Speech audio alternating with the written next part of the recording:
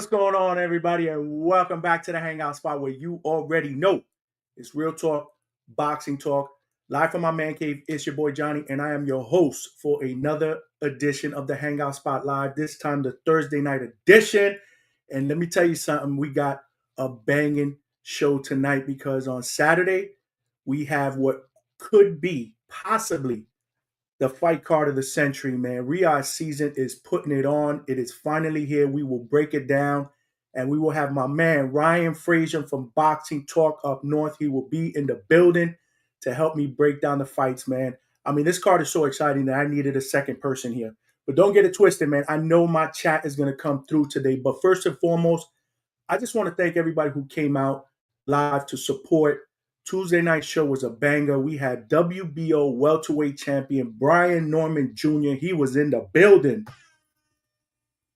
And it was a sensational interview. We talked about him training Pops last week against Greg Hackett. That was a pretty interesting experience with the way he described it, with his whole intensity around being a trainer as opposed to being a fighter. We also talked about his future fight on March 29th, which is the co-main event for the Sandy Ryan and Michaela Mayer rematch in Vegas. He's going to be fighting against Derek Cuevas. It's his first title defense of his WBO welterweight title. We talked a little bit about Boots Ennis and that whole thing that went down with the fight negotiations that did not happen. We also spoke about him potentially facing Boots Ennis down the road, man. So it was a sensational interview. Great show. The chat was involved. But if you did not see it live, make sure you check out the recording at the Hangout spot. And you already know the deal, man. There's ground rules here. If you are watching this live on YouTube, make sure you smash that like button, as it will help with the visibility of the channel. We got to get this channel out into the algorithm of other boxing fans so that they know we rock out every Tuesdays and Thursdays, 9 p.m. Eastern Standard Time. And if you have not subscribed to the Hangout Spot, make sure you do that. But more importantly, tell a friend to tell a friend. We are trying to turn this train into a locomotive in 2025, and we can't do that without more passengers on the train. And last but not least, you know the deal. The chat is open. The super chat is open. If you want to send a donation, I will greatly appreciate it. But without further ado, man, we're going to get right into it, man, because like I said, Saturday night, it doesn't get any better than that. It's Saturday during the day because they will be fighting in Saudi Arabia. I don't really like cards that happen during the day, especially with fights of this magnitude. I like Friday nights or Saturday night fights, but I'm not going to complain, man, because like I said, this card from top to bottom is absolutely phenomenal, man. And you got to respect what Turki Al-Sheikh is doing in the sport of boxing, man. You have to respect it, man.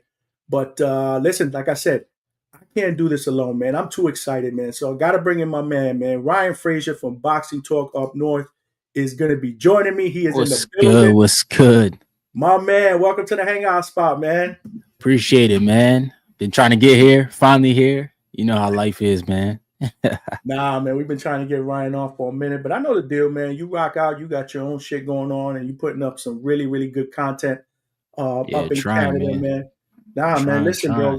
Much respect, man. You already know how we do it up. And we also Boxing Voice family, right? TVB is always in the building. Absolutely, man. Is always in the building. But Ryan, man, I'm excited, man. I don't know how you feel about this, man. But it is finally here. Like when they first announced this card, right? I was thinking, like, is this true? Right. Because I'm an old dude, man. You know, I know you're much younger than I am. I'm an old dude, so I was around during the Don King eras, and he was putting up banging cards. But man, this card could possibly be the card of the century, bro. How do you feel about this, man? Nah, man. I was kind of the same way. I was like, yo, I had to like look in history. I'm like, is there anything like this? And like, no, not to this magnitude of it. Like, there's closer cards to it, of course. Like you said, Don King, he used to do this, like where he had multiple championships on each card. Like, we kind of got away from that for a bit, where it was just the main event was a champion fight. Now we got like 3 or 4 on this card. And even though Dubois went out and Floyd Schofield went out, you know, Martin Bakole saved the day, because that's just as good as Dubois and Parker. Like, it's the same type of fight, 50-50 still. And obviously the Shakur Stevenson one is horrible. We wanted to see Schofield just because of the build-up they built. but it is what it is. The fact that all of them made it here except for Schofield and Dubois, still crazy to me, because that was my whole thing. I'm like, everybody got to make it here, injury free, sick free, and they pretty much almost did it. So I'm happy, man. Bakole's definitely a savior for that co-main event. No, absolutely. You bring up a good point, man, because I was going to ask you, like, Ryan, what the hell is going on, man? Within a matter of what, 48 hours, Floyd Schofield bangs out with an injury, and we're still trying to figure out what the hell happened there, right? Shitload of controversy. Was he ill? Was he in the hospital? I mean, his dad went bananas on social Yeah, media, blaming yeah, Shakur's team, then all of a sudden just backtracked, yeah, and I mean, so I don't know what to believe there. I'm hoping that Floyd Jr. or Floyd Sr. makes it on with Ness on the Boxing Voice soon, man, and give us some explanations. But yeah, I'm sick to my stomach about that, man, because I was actually looking forward to that fight. I wanted to see this young lion, right, push the pace, man, and take it to Shakur, because I thought that's what was going to happen. Like I hmm don't think I would necessarily have picked him to win, but I wanted to see Shakur get pushed, and I think this was the kid that was possibly going to do it, and then this whole shit went down, and yeah. then this whole thing with Dubois today, man. What's going on, man? Is there something in the Saudi food, the Yo, water? What I do you don't know, think, man? man. It might be flu season over there right now. We don't know, right? Like something is going on, but yeah, it's weird that back to back we got guys falling out when the whole time since this card's been announced, everybody's been like fine. So sucks that we're just trying to make it to the finish line, man. Hopefully nobody gets dropped for tomorrow. That'd be crazy. That So is hopefully that's everybody weighs in tomorrow. that's a good And point, man. Because fuck, we still got Saturday's time, good. right? We Yeah, still yeah, got yeah, time for yeah. shit to go down, bro. That's crazy, man. Yeah, it's That is absolutely unfortunate. it's But nuts, man. And then, but like you said, in the opener, man. I mean, I was kind of worried, like, damn, who they gonna put against Parker? Less than yeah, what 48, 72. I don't know how much time. Thursday to Saturday, and then right. they pull Martin Bakole, man. Shout out to Turkey, man. Yeah, yeah. And I think that's what Turkey wants. He wants guys who want to fight. So I think when you come up to him like that, like, yo, I'll jump in, he like, yo, I'm gonna reward you, man, just for being a warrior. You taking this fight on 2 days' notice, and he got a fight already lined up with the Jagba, supposed to be in May, I think, in New York. Hmm. Chill, man. All right. Turkey's gonna bless him. Like, if he goes out and wins, then we gotta talk about Bakole fighting Dubois or any of these other guys, or Usyk, who's got titles. Man, oh man, I don't want to get ahead because we're gonna break down each fight one Yeah, by yeah, one. yeah, So yeah. Let's we'll get get into it. we'll get into that. But before we get started, man, out of all these fights, he got 7 fights, right? 6 of them now, or even possibly 5, depending on who you talk to, would be main events on other cards, right? Yep. Which fight are you personally looking forward to? For me, it's Madrimov and Vergil, because the Madrimov and Vergil is gonna be kind of like the trendsetter of the division, that 54, because we saw Vergil go through some adversity, and we saw Madrimov. He didn't really, like, he didn't lose bad to Bud, like he didn't get stopped or anything, but he was competing. He was there with Bud Crawford. So I think honestly, Madrimov gonna come in this fight and beat up Ortiz. What? And Let's not get ahead. We gonna get to it. We gonna get to it, right? We gonna get to it, yeah, man. so that's an interesting fight for me, at least. All right, all right, all right. So me, I was looking forward to Shakur and Floyd. That's not happening. I like the main Yeah, event. yeah, Ever since that fight was rematch. over and you had a clash between both fan bases, and I remember I made a video after that because I mean the fans just went absolutely berserk. I mean most people had it, or some people had it against Beterbiev, some against Bivol. So I thought right then and there, these guys got to mix it up again. But you Yeah, know how it is in boxing. Sometimes we don't get the rematches that we want to get right after. right away. Yeah, exactly. Right, Yeah, right. So again, shout out to Turkey. We got my man James Valdez in the building. Smash that like button, yo. You already know the deal. The boxing voice is in the building. That's how we do it up here. What's going on, James? Thank you for rocking out with shout out us. We to got my man James. We got my man Norbs from Norbs It All Network. What type of weed you think Clarissa like? Norbs, my man. He be always Yo, clowning, man. He she be always popped clowning. dirty. They said It she has popped been. dirty. I know, man. That's Oh man, crazy. this is crazy. It's just boxing is like a giant soap opera, man. I love it so much, but it's like as the world turns, right? What rumor, what Right. story is gonna leak tomorrow, man? You know Yeah. what I mean? Yeah, it's crazy.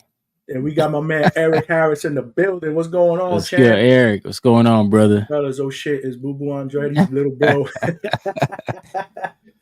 I never thought of that, but yeah, man, you could definitely pass, man. You could definitely Yeah, pass, bro. man. Fucking Ness put that out in the world. Now everybody's saying Shout out to Ness and the boxing voice, man. But yo, let's get right into it, Ryan. Let's get right into it. So I figured we would start from the bottom, right? Yeah. From the bottom. I believe that the first fight that's going to open up the main card is a light heavyweight interim title fight between the undefeated Joshua Buatsi, who's 19-0, 13 knockouts. He's going to be facing tough veteran Callum Smith, who's 30-2 with 22 knockouts. And Yep. this one, Ryan, I like this fight, Ryan, but when I was making other videos and we were breaking down this card, this is probably the fight before the Shakur Floyd fight went down the toilet. This was probably the least attractive fight for me out of the card. But again, I'm not knocking it because it's a good fight. It's just compared to all the other ones. You know what I'm saying? Yep. I thought it had the least, I thought it was the perfect fight for the opener, so to speak. Now I wish they would flip flop the Shakur fight and put that one as the opener, but that's for another Right. story. Yeah, But they probably won't do that. yeah, they'll keep the flow the way it is. But Buatsi, man, like I said, this is an interesting fight. Obviously, Callum Smith, he's coming off a TKO. But his only two losses have been to Canelo and Artur Beterbiev, so nothing to hang your head there about. I mean, he's a world class fighter, former champion, I believe. Yep. And Joshua Buatsi, man, he's coming in undefeated. Last fight, I believe he beat Willie Hutchinson by split decision. Little ugly in that fight, a lot of hitting and holding, but that's just Buatsi's style. What do you see? What do you see in this fight, and who do you like in this fight? Oh man, I don't know if Callum Smith could do it just based off he might have been broken down from the whole Artur Beterbiev fight. That's what we got to really see is had he still gotten over that fight, because he had to take some time after that fight. So when he took time, I was like, damn, man, like what's going on with him? But I just don't know if he can basically be better than he was in his past, pretty much. But at the same time, Buatsi, he went out there and gave us a stinker against Willie Hutchinson, man. Like that wasn't expected. Like I wanted him to dominate that fight. I never really thought Willie Hutchinson was, top of the division. So I'm looking at it like, damn, man, like is Buatsi who he's supposed to be? So there's so many questions in this fight. I don't know who's gonna win, to be honest, but I'm probably gonna lean towards Callum Smith just because he's got the experience and, like you said, who he's lost to. Them dudes is the top of the top, man. Canelo Alvarez and Artur Beterbiev. Like, there's nothing really to, like you said, hang your hat on about that. Those dudes are the elite guys. So I just think that Callum Smith can edge it off experience. What about yourself, man? Yeah, no, good point. Good point. See, I go back and forth with this one, man. This one is rough for me because obviously Callum Smith has the experience, but you're right, man. I mean, he took a pounding in that Beterbiev fight. Who knows if he's this? Who knows if he's ever going to be that guy? He is 34 years old, so he's getting up there in boxing years. You know the deal with that, but he is coming off a TKO. Not really an opponent that I would think would hold a lot of weight going into this fight. But a TKO is a TKO, right? He was able to get that back, get that TKO thing back in the win column after that loss to Artur. And then you got Buatsi, like I said, highly regarded over in the UK. I think there's a lot of hype with him, but I don't feel like the skill level matches the hype. Like I haven't never been fully bought into him. And I'm not saying that because I think he's overrated. I mean, I just think that there's a little bit more left to be desired with him. You know, he is 31 years old. It's not like he's a 24, 25-year-old that's still trying to find his way or hasn't hit his prime. He is in his prime. Right, exactly. But he is, like I said, a couple years younger. He hasn't had the miles on his tires like Callum Smith. Um, I went back and forth with this one, but I'm going to go with Buatsi in an ugly fight by decision. I don't think that either one of these guys stop each other. But I'd Yeah. like to see Callum Smith pull this off. I just don't know if he can, bro. You feel what I'm saying? Yeah. Yeah, it would be nice to see him pull it off, man. Just like you said, I don't think, like, I don't know, man. This is gonna be an ugly fight. It's gonna be an ugly fight. Shoot, if somebody gets stopped in this fight, I'll be surprised. Like, If somebody gets stopped, do you think it's more likely for Callum to stop Buatsi or Buatsi to stop Callum? Because I struggle with that I as well. think Buatsi to stop Callum, because like Okay. that would show us for real that the Arthur better be a fight, crushed him. Well, and he's been stopped already. You know, Yeah, Buatsi yeah, obviously hasn't, so he knows in a sense, and he knows how to be stopped. yeah, You know, yeah, yeah. exactly. Yeah, You know, to unfortunately. be blunt. To be blunt, he has that experience. He knows how to be stopped. We got my man Weedy from the Boxing Voice in the building. Good evening, Johnny and It's Ryan. What's good. going on, chat? We Thank you for rocking out with us, man. James Valdez wants to give you a compliment. Quick backstory, and the pics behind you looks dope. Yeah, man. My man Ryan be doing it up in man, the background, man. His studio is Mike, legit. Mike and Ali, man. Yes, sir. We got Eric Harris. Let's see what the chat got. We got to get the chat cooking, man. If y'all are watching this live on YouTube, make sure you smash that like button. And if you have not subscribed, make sure you subscribe. More importantly, tell a friend to tell a friend. But we got to get the chat going, man. Me and Ryan are not breaking these fights down by ourselves. It's just too good of a card, man. We got to get everybody involved. Eric Harris, I'm actually excited about all the fights. Buatsi wins. Callum fights like a little man. Well, good point. Crouching over, He I've never been does. impressed with him. John Ryder beat Callum, I believe. That's a great point, Eric. He's a tall guy, but right, he doesn't necessarily fight Yeah, like he a doesn't tall fight guy. tall. Yeah, he doesn't. Yeah. Like I said, I give him the experience factor, but I don't know, man. I just think there's too much miles in that on those tires. I'm gonna go Mm-hmm. Buatsi to win this fight by decision. Hopefully, Ryan, it's a better fight than I think it's gonna be. Like I said, I Yeah, always thought that this one really was going to be like the stinker out of all of them. yeah, Hopefully, I'm yeah. wrong. And it's crazy because like this could be a headline in the UK for sure. This is a UK headline fight, like no doubt. Absolutely. Both of those guys can go in Manchester Arena or something like that and sell it out. That's a nuts thing about this whole card is all these fights are main events if they go somewhere else. For sure. No, absolutely for sure. We got my man Battle Rap Talk. Yo, thanks for rocking out with us, my brother. Wait, Norbs it off from the Battle Rap. Yeah, man, that's Yeah, the guy. Norbs is trying to transition into the boxing world, man. He's trying slowly but surely trying to become that boxing aficionado, man. But you know how Norbs dubs it up in battle rap. We do it all here, man. mm-hmm. We do it all. Norbs is my guy. Norbs is my guy. We got another Shout out to Boo Boo Norbs. Andrade Uno. Yeah, Ryan, they showing you love, man. yeah, man, that's Ness, man. They showing you love. You can thank Ness for that, man. But all Yeah. right, so that's gonna open up the card. That's our prediction for the first fight. Let's move on to the next one. We got the heavyweights, man. Big Bang Zhang, man. Zhilei Zhang. Silly Zhang. 27-2, one draw, 22 wins by NyQuil against the undefeated Agit Kabayel, who's 25-0 and 17 knockouts. Kabayel is coming off an impressive stoppage over Frank Sanchez, who I totally wasn't impressed with that Right. fight. I don't know what the hell happened with that guy going Yeah. into that fight. I don't know if that was more Kabayel, and I'm not knocking the victory, or damn, just Sanchez just coming in there just looking terrible. Yeah. He's yeah. And Kabayel, like I said, he's undefeated. He actually beat Tashora twice. And then you got Big Bang, who's coming off. He's beating Wilder, right? He stopped Wilder. Yeah, he beat Wilder. Yep. I think that was his last win, 5th-round stoppage. But Right. he did lose to Parker and Filip Hrgović. Those are his 2 losses. But at 41 years old, man, he still packs a mean left hand. Kabayel, again, the younger guy, he can punch as well. The heavyweights never disappoint, right? Because you never know what to expect. Yeah, what do one you see? punch. What do you see in this fight, and who do you like? Man, this is gonna be a tough one. This is gonna be another tough one. Honestly, if Kabayel could weather Zhang early, I got him winning down the backstretch the same way Parker beat him. Because, Parker, that fight was like he dropped Parker early in that fight. And then it was like after that, he was never really the same. I don't know if it was Zhang's gas tank or what was going on. Right. But like he literally let Parker sweep the whole back half of that fight.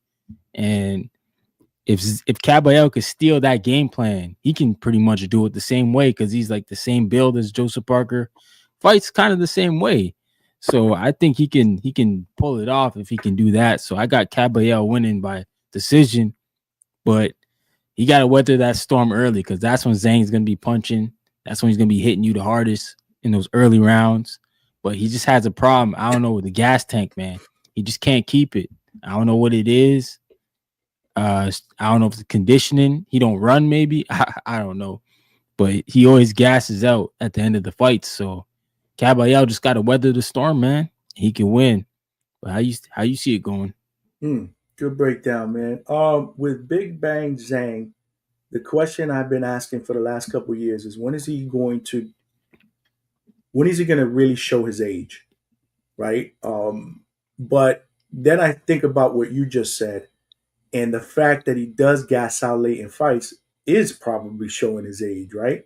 Mm-hmm. He's 41 years old. Yeah. You're right. I mean, you brought up a good point. I think that if Zhang's going to win this fight, I think he's going to have to win it by knockout. And he's going to have to do it within the first 6 rounds because I'm not absolutely confident that he can go a full 12 with energy, right? You're right. Right. You bring up that Parker fight where he wasn't doing anything the second half of that fight. But this is a big step up for Kabayel, right? If he can weather the storm, I agree with you. I think I'm going to agree with you. If he can weather the storm the first 5 rounds and stay away from that monstrous left hand, he's got a shot to outwork him and beat him. I don't think he stops him. Has Zhang been stopped? I know he's lost, but both of his losses were by decision, so he's never been stopped, right? Yeah, because like even that Herkovich fight, I thought he beat Herkovich. That's one of those decisions that controversy, but for sure he lost to Parker. But yeah, he never been stopped. I don't even know if he's been dropped. Well, maybe Joe Joyce dropped him. Maybe I think Joe Joyce did. Maybe I gotta check that. Yeah, that's a good call out here. Let's see. But yeah, I don't even know if he's been dropped. If he hasn't, then shout out to him. He's got a chin. Nah. George Joyce did not put him down, or did he? Count it out. No. I don't think he's ever been down, man. Which is pretty crazy. I've never seen him in trouble like that. He's a big dude, though, man. Bloomfield, New Jersey, in the building. Wow. He's got to be the biggest dude in Bloomfield, man. Like when he walks around and he goes at the restaurants, man, you just double take. You're like, man, who is this guy? Especially an Asian guy. And I used to see Asians that big, right? Yeah, man. I like him though, man. I really do, man. I want to pick him. I'm gonna go against the grain, man. You going Kabayel. I'm gonna go bang. One more big knockout, man. Yeah. Let's see if he could pull this off, man. Yeah, I want him to get a fight. I want him to get a big fight too, man. He deserves the AJ fight. Yeah, exactly. And if that's on the line and that's riding for him and he's really, really looking forward to that, then maybe he can stop Kabayel. I'm gonna go Zhang by stoppage. But I wouldn't put my money on it. Yeah. A lot of these fights are that way, man. Like you putting your money on it. Card. Yep. That's the beauty of this card, bro. Let me see. We got Battle Rap Talk Zhang for the win. Okay. All right. Okay. All right. Eric Harris, great fight. I'm leaning towards Zhang. Betting the Mexican monster, Zhang, the Chinese monster. Good point, Ryan. I just worry about Zhang's tank. No, absolutely, man. Ryan nailed it, man. I'm banking on Zhang to be able to hurt Kabayel within the first 6 rounds. If that doesn't happen, I agree with Ryan. I don't see Kabayel winning at all, man. Regardless of wins or losses, I want Zhang versus Bakole before it's too late. Well, there's a lot riding, man, because we got Bakole on this card. We're going to talk about that in a little bit. So there's a lot riding for both of these dudes, man. Shout out to Eric, man. That's an excellent call out. But again, I'm excited about this fight because the heavyweights, in my opinion, they never disappoint anyway, right? It's must-see TV. anything could go down. Let's pivot a little bit before we go any further. If you have not hit that like button, make sure you do that and tell a friend to subscribe to the Hangout Spot. I am here with my man Ryan from Boxing Talk Up North. And if you have not subscribed to Boxing Talk Up North, make sure you do that, man. My man Ryan is killing it up there in Canada, man. You're doing live shows too, right? Yep. Yeah. Got some live shows coming up. But yeah, man, I'm killing it. You got Lucas Body fighting up here next month with your guy, Chop. They're fighting in the 6th, so I'll be there. Yeah, man. That's good. So you're going to be in the building for that? Yeah. Good, man. Good. Absolutely, man. Show up, man. Shell out. Represent. You know how we do it up. Lucas Body's a good dude. I had him on the show a couple weeks ago. Yeah. He's excited. He actually put his name in the hat for Shakur. Nah, man. He's been calling them guys out for a while. He just never had a promoter. So no, but listen. His promoter actually shot a message out to Turkey. To get him over there for this weekend. Once Floyd pulled out, Ness reported it on the Boxing Voice the other night that his manager said, we'll step in and fight Shakur, but obviously they went Padley. But Lucas Body wants that smoke, man. If you have not checked out my interview with Lucas Body, make sure you check it out at the Hangout Spot. It was a banger. Chop Chaparro, my man Alexis Chaparro, will be in the building. Make sure you show him some love. I interviewed him a couple weeks ago as well. Go introduce yourself, Ryan. He's a great young man with a bright future, man. But yeah, man. We got Casual Jerry is in the building. Salute, Casual Jerry. Yes, sir. The Boxing Voice family, my family always comes out. They are here, and we are here with Ryan Frazier. Yes. What up, Johnny and Ryan? What's going on, Casual Jerry? What's going on, brother? We are breaking down this legendary fight card, Riyadh season. It's entitled The Lash Crescendo. And if you have not seen the updated fight poster, there it is, man. Obviously there was some modifications to it, man. We got Stevenson against Padley, and we got the co-main Parker against Bakole. We haven't gotten to those yet. So make sure you hang with us and keep the chat going. This is how we do it up. Free chat, super chats. If you want to make a donation, this is how we do it up as well. Anything is welcome. I would appreciate that. But let's go to the next one. I think it's Carlos Adames. Is that the next one? I think that one is before Israil. It might be Vergil. Vergil. So let's go Vergil. I think he's honoring titles, I think Okay. No, that makes absolutely sense. So let's go Vergil Ortiz. So we got Vergil Ortiz, 154-pound interim title. I believe an interim title, the WBC interim title is on the line against this one. Vergil Ortiz is 22-0 with 21 wins via knockout. He's coming off a controversial majority decision over Sergey Boyacek. Right, a lot of people think Boyacek won. And let me tell you something. That was one of those fights that takes years away from fighters, Ryan. Yes, it does. These dudes went. They killed each other in that ring, bro. Like, I remember watching that. I was out in Pennsylvania for the weekend for a family party. And we were watching. I was watching it with a couple of friends. And the first thing I said after that fight was, both these dudes going to the hospital, bro. Yeah, word. Or eval.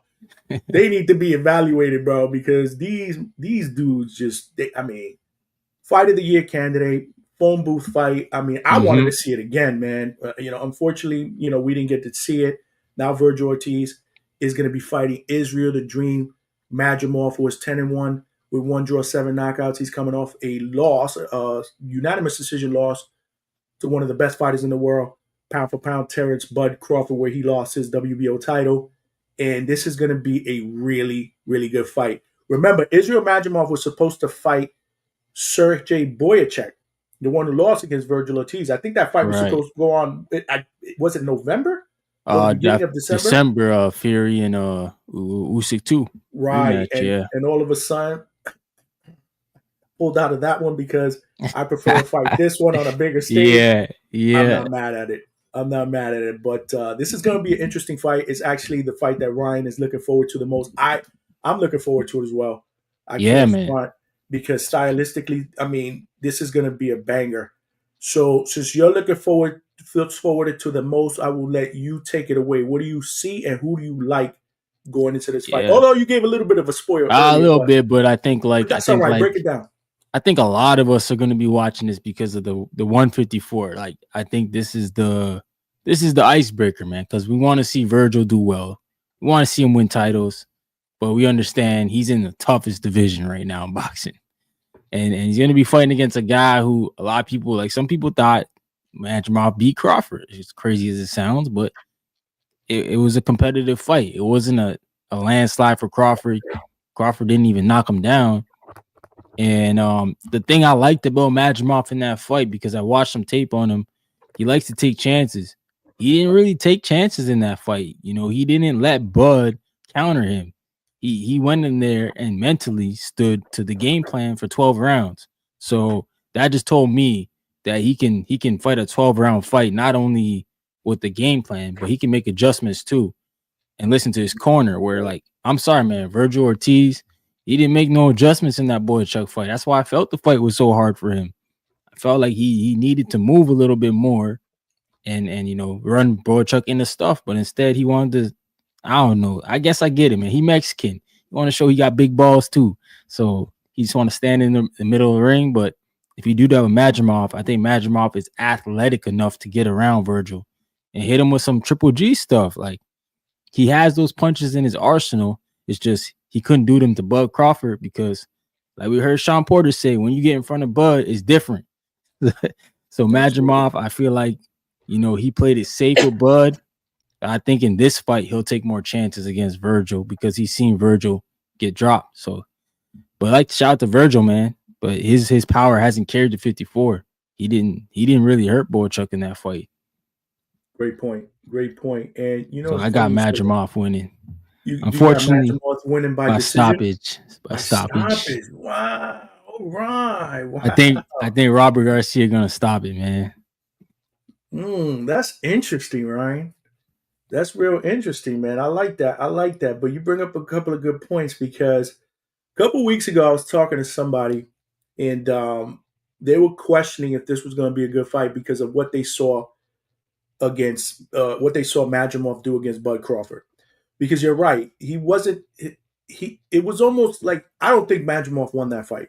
A lot of people he didn't win. He did not win that fight. He just wasn't busy enough. He exactly, did a lot of moving. He did a lot of moving. He was herky jerky. He was in and out. He was a little, you know, it looked like Bud was trying to figure him out most of the fight. Right. And he just didn't do what he didn't engage enough. I'm sorry. I mean, the work rate had to be, and I don't know, like you said, maybe it was because you had Bud Crawford across from you and you were just being, you know, extremely careful. But he was the bigger guy. Bud was the bigger guy. So I expected him to take the fight to Bud to have Bud try to fight on his back foot. Mm-hmm. And like I said, he did a lot of moving in and out. Didn't throw enough punches for me. And somebody was asking me, like, well, why do you think this is going to be a fight if he fought like that? Because I think he's going to fight this fight differently. Yes, because it's not Bud Crawford in front of him. Exactly. You know, it's Vergil Ortiz. Vergil Ortiz couldn't hurt Boychuk, but I don't really knock him for that because I don't know if there's many people that can, man. You know, that's true. I mean, Boychuk has been stopped, but yeah, you're right. Yeah. Well, I get it. I mean, he's coming on, you know, he's coming from 147, 154. Mm-hmm. This is me personally, this is what I do. I always give a fighter that moves up in weight, and this is just something I do. I like to give them the benefit of the doubt, at least for one fight. Because since it's their first one, I figure it's their first one. Their second and third one, now they should be comfortable at the weight because they've done it already. That's just me. Acclimated. I mean, most people may not think that way. I do. I did the same thing to Benavidez when he moved up to 175. I said, you know, you gotta chill a little bit. That was his first fight. Fighting against a natural 175. Yeah, former champion. Yeah. Former champion, right. So like I said, you know, this is now his second fight at 154. He should be a lot more comfortable in the weight in this fight. This fight is weird to me because, like I said, if Madrimov does the same thing he did against Bud, I don't know if Vergil can beat him in a 12-round decision. I think he's going to have to mix it up. I think he's going to have to mix it up for Vergil to have a realistic shot at hurting him and stopping him. I do think that Vergil, again, his only fight that he did not win by knockout was against Boychuk. This one also has me going back and forth, man. And this is the beauty about this damn card, man. There's really no fight that I would honestly say, other than the one that we're probably going to discuss a little bit later. that I would honestly say, damn, this is going to be a wash for one person. But I'm going to give the benefit of the doubt. I'm going to go with Vergil Ortiz because I just think that, he has future stardom written all over him. Yeah, he's got to do it. He's got to do it now. This is the fight that I believe that people will start to say, okay, maybe he's that guy that could take over the 154-pound division. I'm not saying he does it. Mm-hmm. I'm just saying that I think that people will start to say maybe he's that guy based off this performance, right? He has some good names at 147, a couple good names on his resume at 147. Right, and, right. Vergil doesn't know how to lose yet, man. And I think that if he can take what he learned out of that last fight because he survived it. Yeah, he did. He survived the war. He did. I think that maybe he can carry that over to carry a little bit of that momentum. He did win, even though most people thought he lost. He did win, and he can carry this over into this fight. So I'm going to go Vergil, but I don't know. Like I said, I don't know if he can beat him by decision. So I'm going to say Vergil by TKO. Stop him then. Yeah. That's the only way that I see, because if this guy is herky jerky, moves in and out or whatnot, again, I kind of give him the advantage in a boxing fight. Mm-hmm. But you got Madrimov, I got Vergil Ortiz. What does the chat have, man? Let's see what's going on here. Let's see what's going on. We got Mo Brains in the building. What's going on, champ? Thank you for rocking out with us. Shout out to Bakole for saving the car. Parker gonna feel them. Congolese hammers. Okay. Mo Brains, hang out with us, man. We haven't gotten to that fight yet, man, but I can't wait for it, man, because I was like, damn, what happens now, man? He's gonna put Parker against somebody he's gonna walk all over. Right, yeah. I heard that Bakole, man. I was like, damn. It's like, all right, Turk.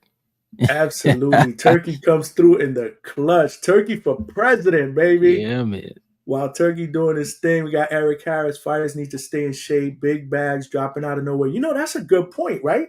It's almost like if you are a fighter in one of these fighters that are fighting on Turkey's card, if they are on that card and you aren't, stay in shape, man, and be ready, because you never know what's going to pop off. And if you are a contender that people are talking about or buzzing about that could potentially fight one of those fighters, you may get a call, bro. Yes, get some life-changing money. Absolutely, man. That's a great point, Eric. I love it, man.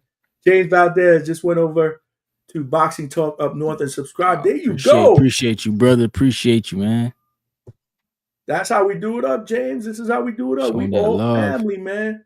We are all family, man. There we go. We got Ryan, man. Ryan is multitasking. Trying to. There we go, bro. We do it all here. We do it all, man. Eric Harris, Styles make fight. Vergil beats the shit out of Madrimov. All right. So listen, I got Vergil by stoppage. So I'm hoping that Eric is right. I think Eric, also the first thing that I'm looking at, like Vergil Ortiz, that's the first time he made 54. Was his last fight. Right. And that was a fight he looked, I don't want to say bad, because Boychuk's a tough ass dude. But Vergil's always had them weight problems, man. Yeah, I just hope that he's fine physically. You know what I'm saying? He's been through a lot of medical issues. We got my sister, Superwoman, in the building. What's going on, sis? Thank you for rocking out with us, man, and showing that support. It's all love over here at the Hangout spot. Casual Jury, this fight. Going to answer a lot of questions about Bud and Vergil. Yeah, man. And this is the beauty about these type of fights, right? We want more of what we see, and then the after stories. Mm-hmm. The after stories, right? Yep. And hopefully Bud drops that belt before he moves up, because let those guys fight for that BA, man. He got to, man. I think he's got to, man. I think he's got to. But anyhow, like I said, if you guys have not smash that like button, make sure you smash that like button and tell a friend and subscribe to the Hangout spot and keep this chat going, bro. Me and Ryan are rocking out here, but we're not doing it by ourselves, man. My chat always comes through, and y'all got to keep bringing the fire, baby, because we bringing it Saturday, the last crescendo, the fight card of the century, man. It is finally here, and we are breaking it down. Ryan, let's move to the next one. This one is a middleweight championship fight for the WBC middleweight title.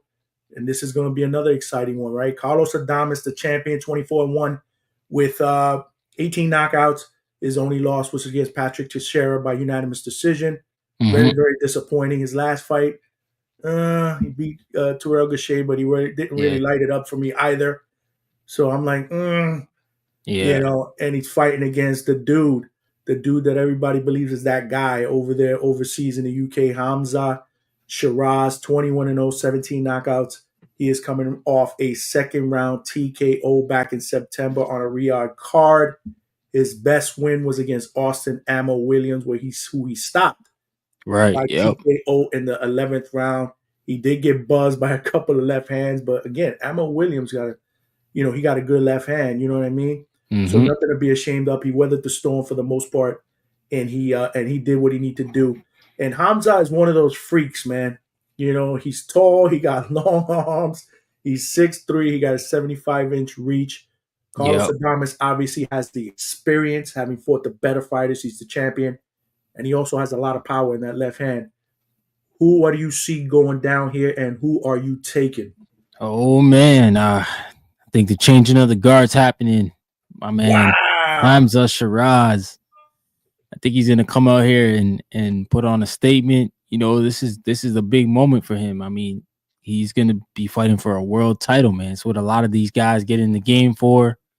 Only 2% of fighters are champions or become champions in their careers. So I mean, he's gonna enter a small part of boxing if he wins. But Carlos Adames ain't no slouch, man. I mean, he is the champ. He's the same guy who wanted to fight Jamal for the belt for a long time when Jamal was on, champion in recess. So he's definitely not going to come in here and just hand Sheeraz his belt. So I think it's going to be a good fight. And I think early he might clip Hamzah, but he's going to have to show us, man. He got that dog in him.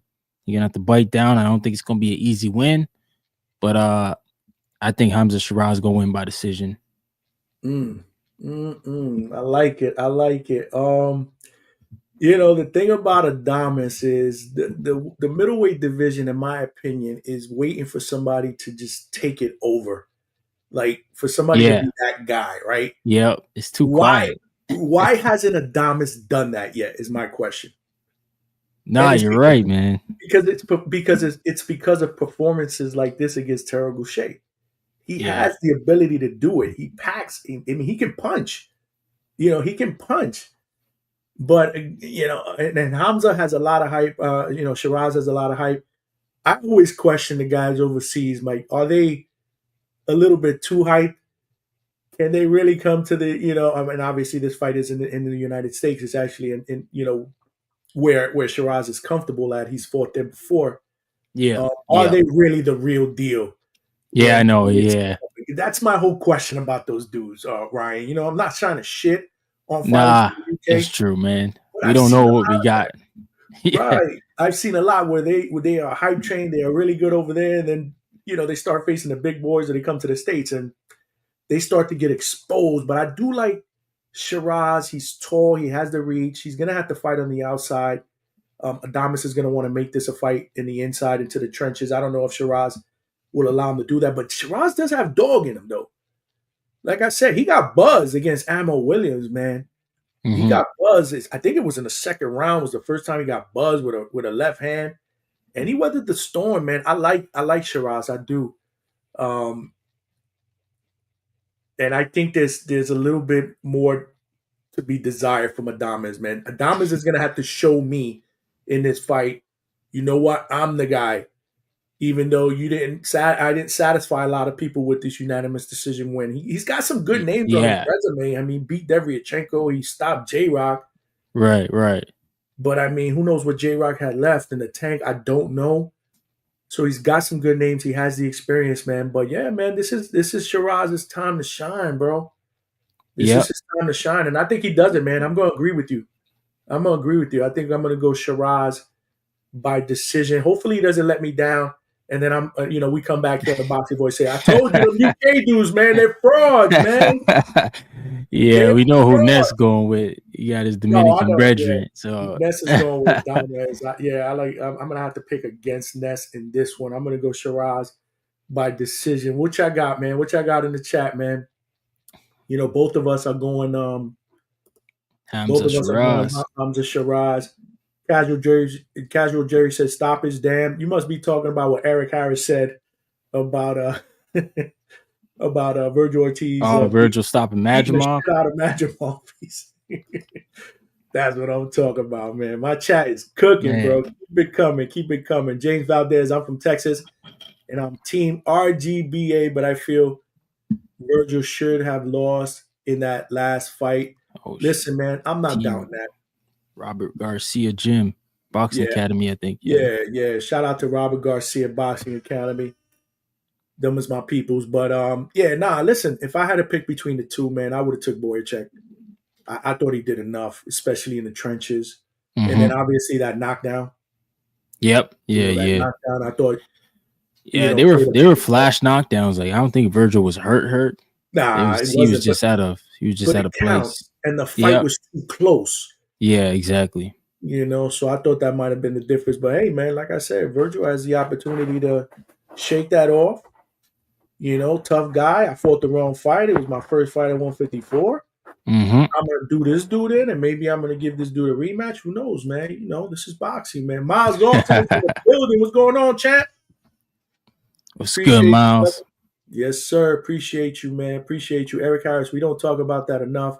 Bud and Vergil was stopping everything until recently. Listen, this is what happens though when you move up in weight. Like very few fighters, and there are fighters that do it, that are able to carry their weight, when they move up to divisions. But sometimes fighters aren't able to do that. I wouldn't necessarily knock it. It's something to think about, especially when you face bigger punchers in the higher weight classes. But I mean, I wouldn't necessarily knock it as long as they continue to win. If you win it. Yeah, exactly. Right. Bring the skill with you. If the power comes, great. But don't leave the skill behind in the lower weight classes. Bring it up with you because at the end of the day, you know what they always say, Ryan, right? Skills pay the bills. Pay the bills, man. You know how we do it up. We know how we do it up. We got Padrote Mexicano. What's going on? Zhang knocked down Parker twice, but Parker won the fight. Vergil did the same shit. Okay, so we got somebody that said that Vergil won the fight. Listen, I'm not. It could have went either way. Yeah, it was a close fight. Depending on how you saw that fight, I mean, I'm not mad. I'm not mad at that Vergil won at all. And if me either, man. I wouldn't have been mad either. Right? It was one of those where when boxing fans, Ryan, say, "Well, that was a robbery." That's not a robbery. That's a close fight. Somebody got to win. Somebody got to win. Right. You may not agree with the decision, and I do videos on this all the time. Like, what are fight fans talking about? Like, do we know the true meaning of what robbery is? Right, exactly. Like there was no wide cards. There was decent cards. Not. It was not a robbery. So if you just like the main event, we'll get into that in a second. I don't believe that was a robbery either. Although you got some fans saying it was a robbery. I mean, it is what it is. Eric Harris is back. I hope Adames wins. I hate to say this, but Sheeraz is an extreme weight bully. He was too big for Ammo. Ammo ain't no cupcake.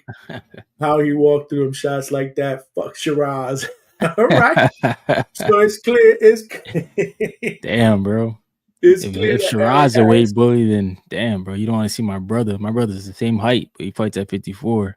Word. We're gonna talk about. But before you close us out, I want you to let my viewers know about bro.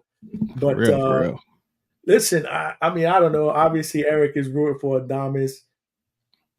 It is what it is. He's a tall guy. I mean, I can't say yay or nay. You're always here showing love and support. You are, and I love you for that. I appreciate that. You know how we do it up here at the Hangout spot.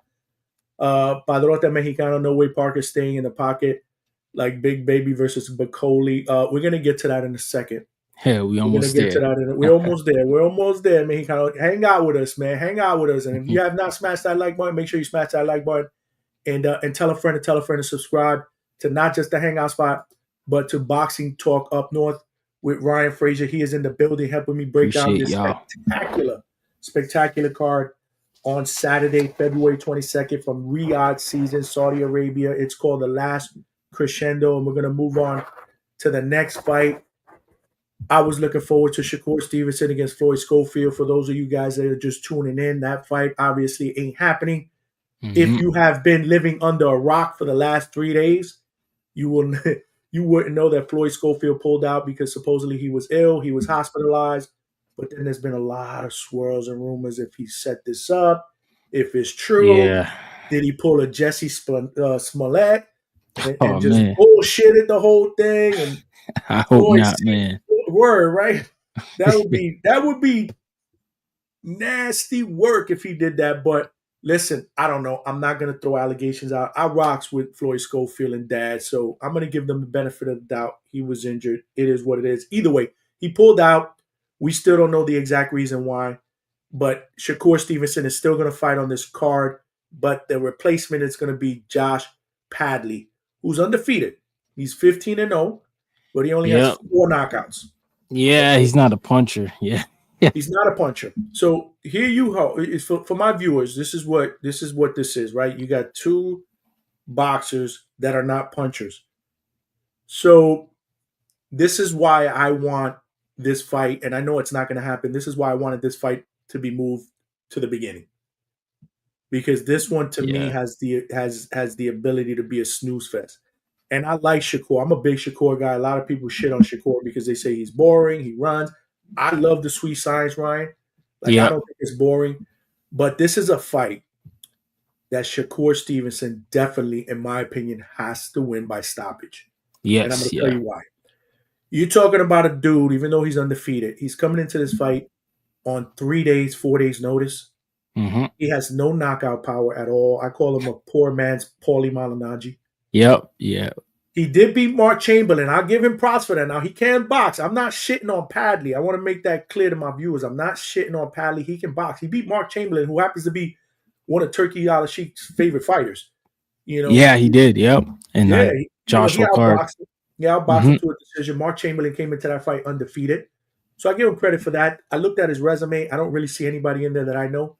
Nonetheless, he's undefeated.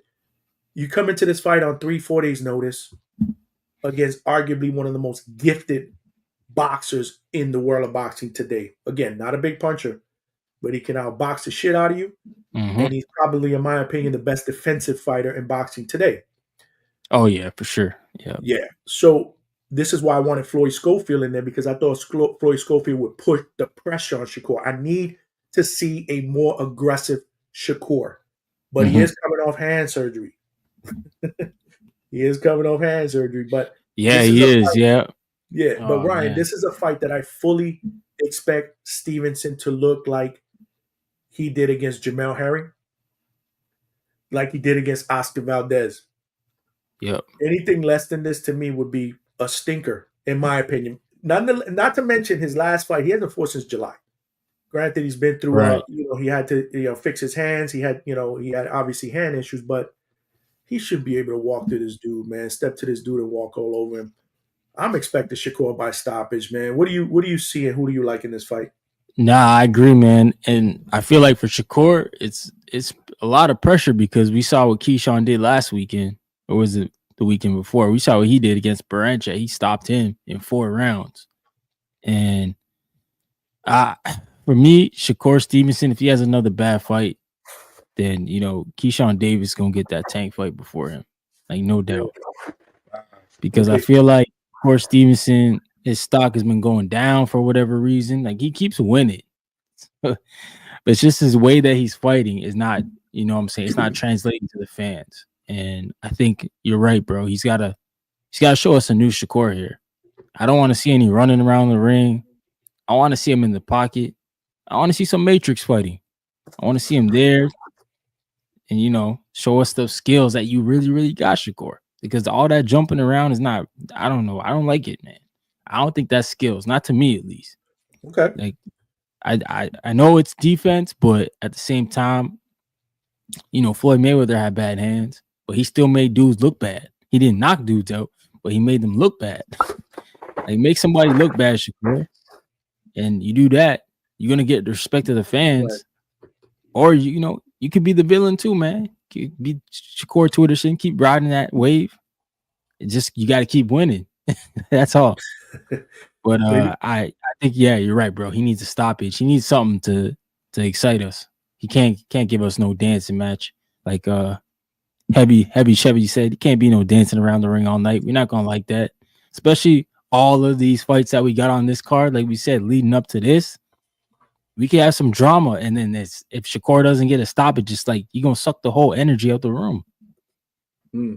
Yeah. No, great points as always. Yeah, man. Listen. We live in a day and age where fight fans want to be entertained, and Shakur isn't the most entertaining fighter. Like I said, I like it, but maybe not a lot. Fight fans don't like it. And you're right. He has to be a little bit more aggressive. He has to make people miss, and then he has to make them pay.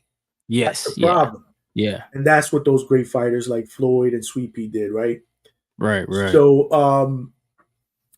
no, heavy Chevy guy. Appreciate you rocking out, brother. Shakur gonna be tap dancing all night.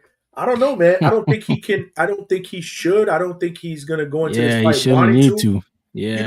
Like you said, Ryan, he's on Twitter all the time. Like, did he hurt his hands fighting, or did he hurt him on Twitter? I don't know. Pounding away at the keyboard. It could have been either or. Shakur is cool. I get it, but nah, he's got to use this platform because this is possibly one of the biggest and going to be probably one of the most watched fight cards, in recent history. This is a good platform for him to say, you know what, I didn't want, to go home without fighting because I just went through a training camp, or I hurt my hand. I was supposed to fight Zepeda. I got to pull out for that. So it's been a long time since I got in the ring. They got me an opponent last minute. Now I got to watch this dude.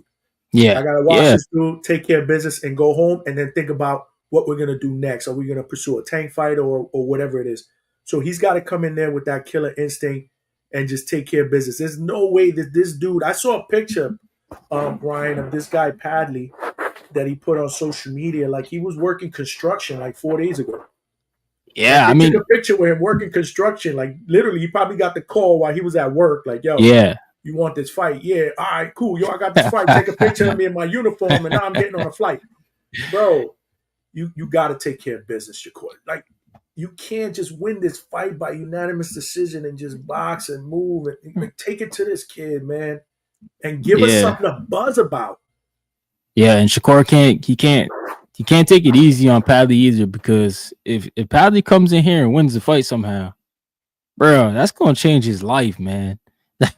Think about it. Padley can come in here and upset Shakur Stevenson, because this is a Riyadh season card. We've seen crazy things on Riyadh season cards, man. We've seen some upsets on Riyadh. We've seen Eddie get sweeping a 5v5, and we've seen Wilder look like he's not Wilder. Like, we've seen crazy stuff in these events.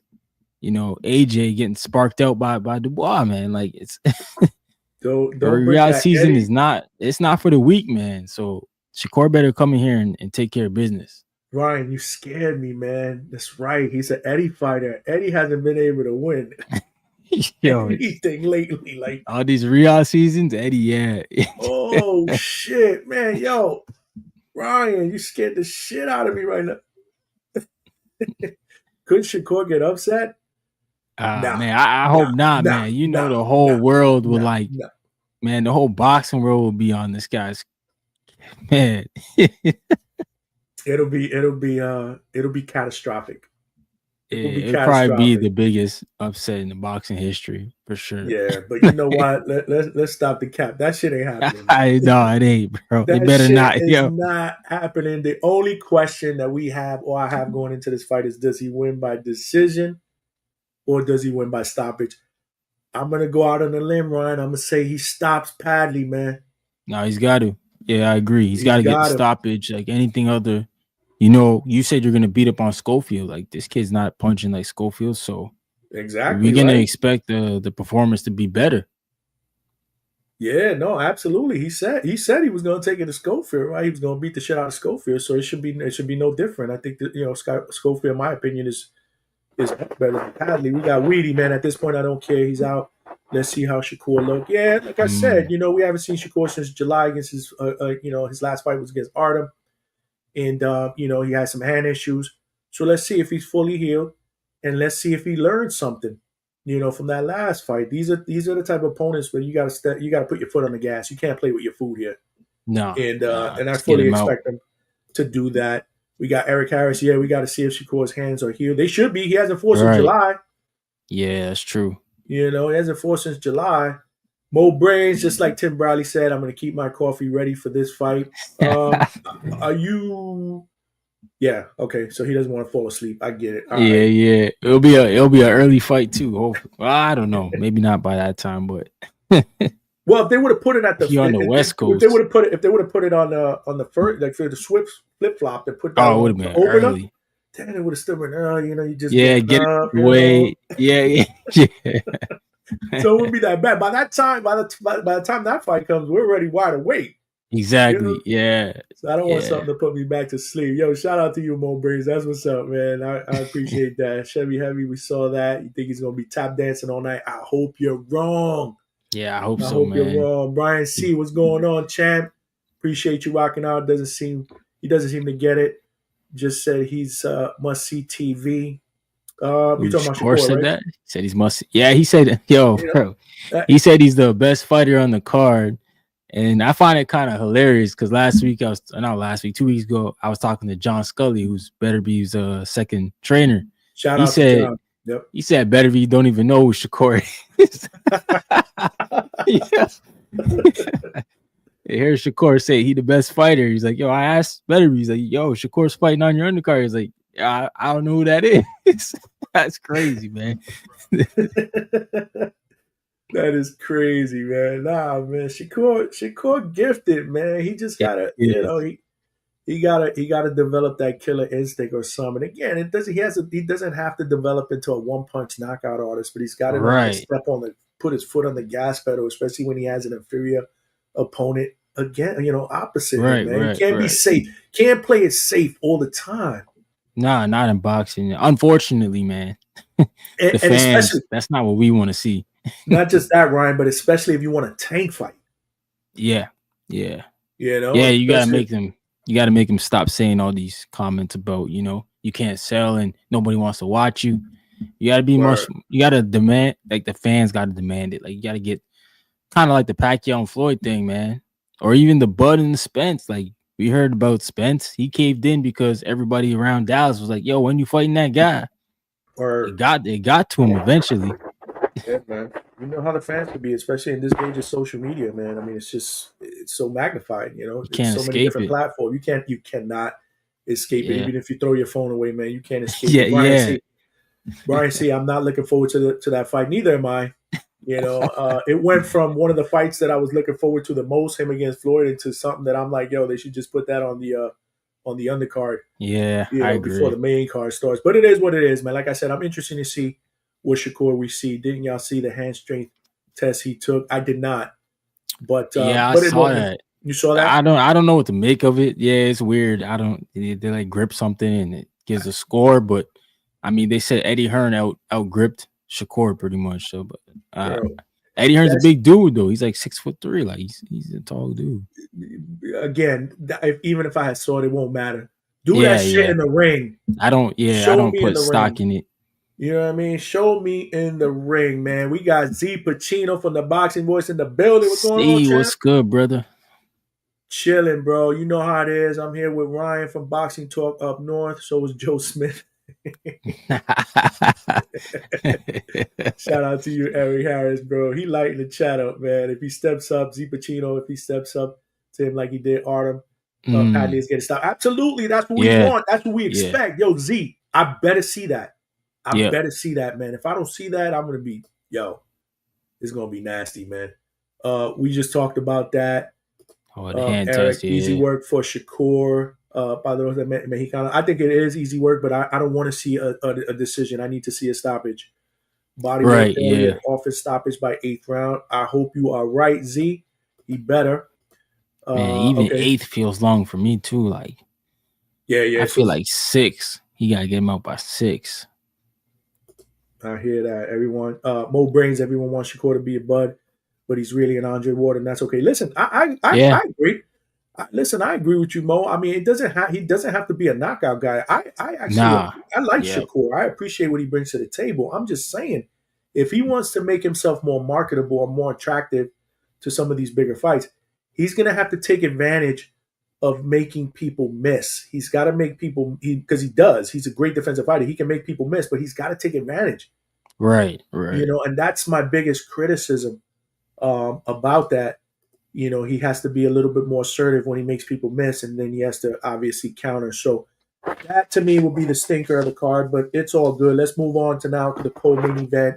Again, for those of you guys in the back of the room that missed the news, Daniel Dubois was supposed to fight Joseph Parker. He is out with an illness. Yes, it is nasty. I don't know what's in the water or in the food in Saudi Arabia. Shit is going around. It's the flu, it's Yo, COVID, coronavirus, whatever it yeah, is. Something's popping over there, which makes me glad that I'm not there. Regardless, we got the replacement for Joseph Parker, which is crazy to me because this was announced today, Thursday. The fight is Saturday. So I'm thinking they're just going to get anybody up in there as a body, you know, to be the sacrificial lamb for Joseph Parker, who's coming in on a hot streak. mm-hmm. And then all of a sudden, we hear big bangs of Bakole Yep, name big calling, Bakole. got on a flight, and he is like, "Yo, I'm taking this challenge." Shout out to Bakole, shout out to Parker, shout out to Turkey You're getting it done. for giving us a fight that may be even better than Dubois and Parker. Who knows? You Yeah, know, right now Bakole's coming in on a hot streak. He is arguably been the most feared or talked about as the most feared heavyweight ever since he demolished Jared Anderson in the 5th round. The last time he fought, he's coming in at 21-1 with 16 knockouts. He is a big puncher. A lot of people are calling him today's version of George Foreman, which I think might be a little bit. I It's think fitting. that's a stretch, man. I think that's a Well, stretch, but it's fitting because he's big and he's strong, you know. So the mm-hmm. physical comparison, right? But he has Yeah, I not get done it. anything near I was what gonna Foreman say is that though. doing. Yeah, Georgia is a legend though, man. Yeah, let me just rephrase that. No, I mean the physical stature, the fact that when Yeah, Foreman came into the ring, people were like, "Yo, big George Foreman, bro. yeah, He can yeah. punch, he can hit."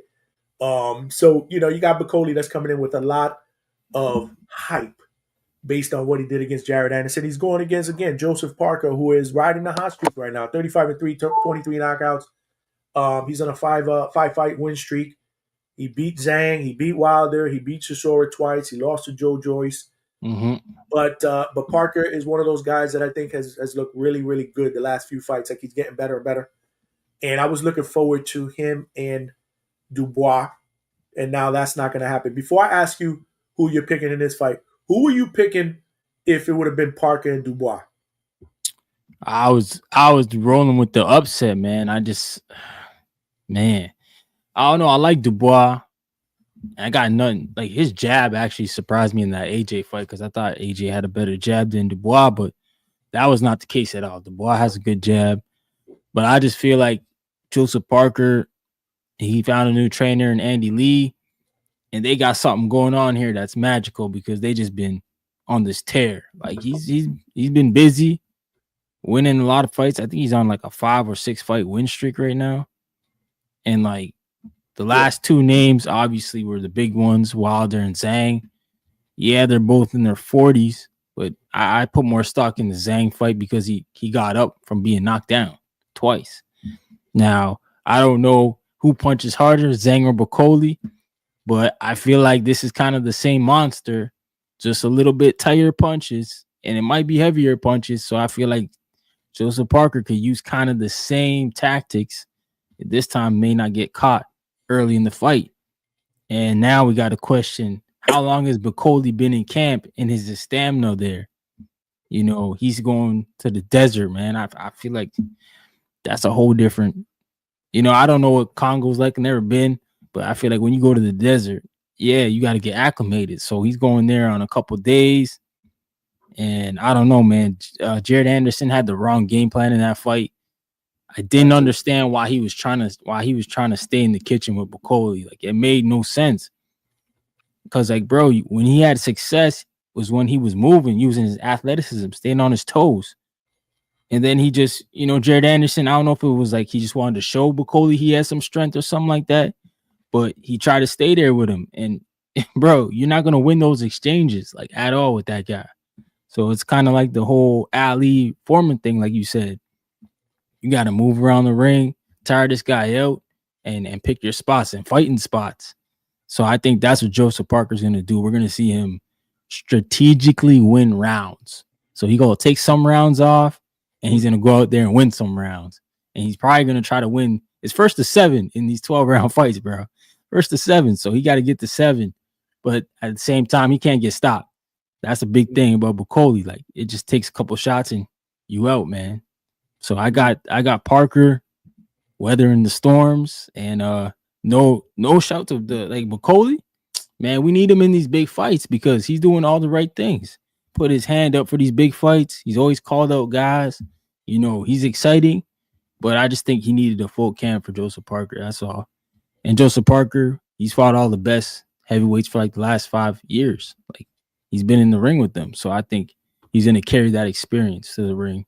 But shout out to Bakole, man. He's getting a shot of a lifetime, and he could change his own fortune if he comes in here and stops Joseph Parker. So we winning. We winning. The fans are winning. Absolutely, man. Absolutely. It couldn't have been a better, person to call, to take this fight on 2 days' notice, man. It was pretty crazy. Like I said, I thought they were just going to get the guy that sells popcorn, behind the counter. Yeah. And all of a sudden, big bad Bakole, man. Holy moly Bakole is what I call him. He's getting on the plane, and he wants that smoke, man. And he gave poor Jared Anderson, man. Yeah. When I saw that fight, I was like, Jared, what are we doing, man? What are we doing, man? Jared got too much pride. Yo, it was crazy. It was crazy. But yeah, so taking it a step back, I agree with you. Even if Parker was fighting Dubois, I was going to take Parker in that fight, and I'm going to take Parker here. It's going to be tough. I mean, it's going to be tough because Bakole's a big guy who can punch, but Parker has proven that he can box, and weather the storm. I mean, Zhang was a bigger guy. Wilder's a bigger, taller guy. If he can stay away from Bakole's power, and again, who knows, right? I mean, is Bakole in great fighting shape? Has he kept himself, or is he just one of these dudes that it don't matter? I'm a big puncher. Just get me on that freaking plane, and I'm gonna knock the shit out of this guy. Is he one of those guys? I don't know. They did put a picture on him on social media. I don't know how recently it was. I wish I had it. I would have posted it. He was looking pretty big. Now that doesn't necessarily. I don't freak out over that because he's a big guy anyway. Yeah, he's a heavyweight. Yeah, and this is the heavyweight division. Like there's no weight limit. Yeah. Again, you still have to maintain. You have to be in fight shape, right? Be ready to go 12 rounds if needed. So I don't know. I mean, 2 days notice. If Bakole, let me tell you something. If Bakole can pull this off within a couple of days, get on a long ass flight. I don't know where he lives at or how where the distance from the flight between there and Saudi Arabia. I don't know how long it is, but to get on a flight, 2 days notice.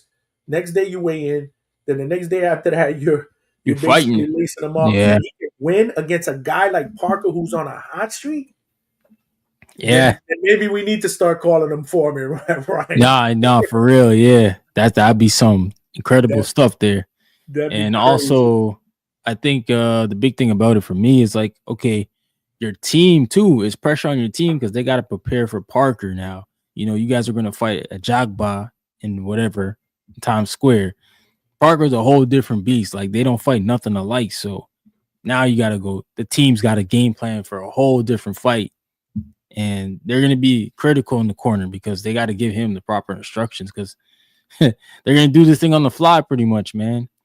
And I mean, Floyd Mayweather was very like he was the guy who always said that I always know what I'm going to do when I get in the ring, what they show me. He never really needed to game plan because that guy was so smart. He just pick it up. So maybe Bakole could do something like that. Nah, I hear you, man. I'm going Parker. I think I'm going Parker too. For some strange reason, I think that we're gonna look back on this fight and we're gonna say that Bakole probably didn't get a full training camp. He probably wasn't in great shape for this fight. If Bakole doesn't make a statement early, I don't see how he can knock Parker out. Again, he has punching power. I don't see how he can beat Parker in a decision. Parker's coming in on a hot streak as well. Yeah. So I'm going Parker by decision. But I'm hoping that we see a really, really good heavyweight clash, that doesn't disappoint because Parker and Dubois had potential to be a great heavyweight clash. I'm just hoping that Bakole can step in and make it that interesting Maybe he hurts Parker early and Parker weathers the storm and then outboxes him and then it's one of those back and forth. That would be great. But Oh I'm yeah, taking Parker. Yeah, I'm yeah, going to take Parker in that. I'm a part. He's made me a believer the last few fights, man. yeah. We can't have back-to-back snooze fests. It's like if Shakur stinks it up and then these guys do. Oh man. I don't know, man. I don't know. The heavyweights, they don't. I mean, they can disappoint, right? They can be sloppy, but I mean, I don't know. I just think that Parker he's ready, man. I'd like to see Yeah. Parker get a shot at Usyk. With the way that he's been looking the last few fights. I think he's earned it. Win or lose, I think he's earned that. Brian C. Now Ward didn't have fans sleep in the crowd or leaving early, trying to beat traffic. I think, yeah, I take a wild guess. I take a wild. That's a knock on Shakur. I'm saying, man. Shout out to you, Brian C. Bakole, a big bad mean motherfucker. But Parker is a boxing MFer and a dog. I agree. Again, another gas tank issue. Bakole, maybe. I said the same thing, Eric, man. We are right here. We are right here, my brother. 50-50, depending on who can impose their style on the other. Yeah. I would have probably agreed with 50-50 if this was a fight that was planned and they had both had a full fight camp. Like, again, Yeah. I don't know how in shape. Like, has Bakole been working? Has he been in camp? I don't know. And I don't know if we're going to know that before Saturday. Could be, like I Yeah. said, one of them dudes that's like, nah, man, I'm just a bad motherfucker.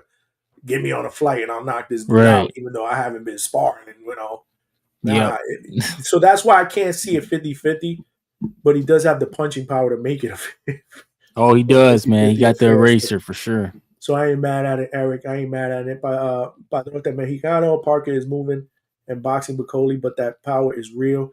Just ask Big Baby. Nah, man. Yo, Big Baby. Big Baby Anderson.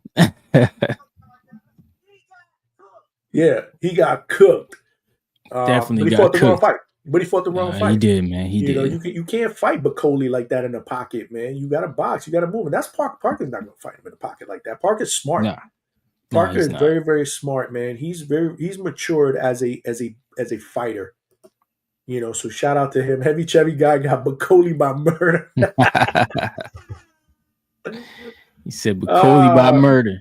Bakole by homicide, bro. I don't know, man. We'll see. Bakole's a bad boy, but he's gonna have to prove it. Like I said, Joseph Parker is not a young Jared Anderson. That's all I'm gonna say, and I'll leave it at that. Now here we go, vet. Ryan. Let's switch it up. The main event. All right, Main this is event. it. Rematch. The rematch, light heavyweight for all the straps. Artur Beterbiev, Dmitrii Bivol. The first one was an extremely close fight. And like I said earlier in the show, you have fan bases going back and forth, screaming bloody murder. This was a robbery. No way. And then you had the other fan base, what you talking about. Beterbiev won that fight easily. So at the end of the day, how do you settle that? You get him right back into the ring the next fight for them to do it all over again for all the straps. So shout out to them. Yeah. I've been looking forward to this. I have Artur Beterbiev is an absolute beast. 21-0, 20 knockouts. Dmitrii Bivol, 23-1. His only blemish was that last fight against Beterbiev. He's got 12 knockouts, and he was cooking the first half of that fight. He was boxing. Yeah, he was, man. He was. He impressed me. And then obviously Artur Beterbiev with that physical and mental pressure, just breaking you down, coming forward, throwing punches, hitting you anywhere with his arm, body. Mm-hmm. That pressure, if you've never been in the ring before, is real. And it's not just physical pressure, it's that mental, like I'm doing all I can to outbox this dude, and this motherfucker keeps coming forward. Yeah. What, do I have to pull out a bat? Do I have to pull out a shotgun? Mm-hmm. And this is what you deal with when you fight a guy like Artur Beterbiev. He's 40 years old though, but until he shows me that he's 40 years old, I wouldn't say he's the same fighter as he was, 3 or 4 years ago. I wouldn't say that, but he's still enough of a beast for me to even question, like, is he really 40? Is he really 40? Nah, he ain't 40. Yeah. Dimitri's a younger guy. He's a boxer. He's a mover. I love Dimitri's style. Obviously, he beat Canelo. That was very, very impressive, even though Canelo was moving up in weight. Mm-hmm. But I'm gonna ask you a question before we get into this fight and breakdown. Who did you have winning the first fight? I had Beterbiev, Okay. and I literally, I think going into the 11th and 12th, I was like, man, whoever wins these rounds wins the fight for me, because I had it pretty much 5-5 going into those rounds, championship rounds. And I don't know if Bivol's team told him he had to fight in the bag, but he didn't impress me in them championship rounds. I was like, what are you doing, bro? Like, these are the rounds you got to win. Like, these are the championship rounds. This fight is tight.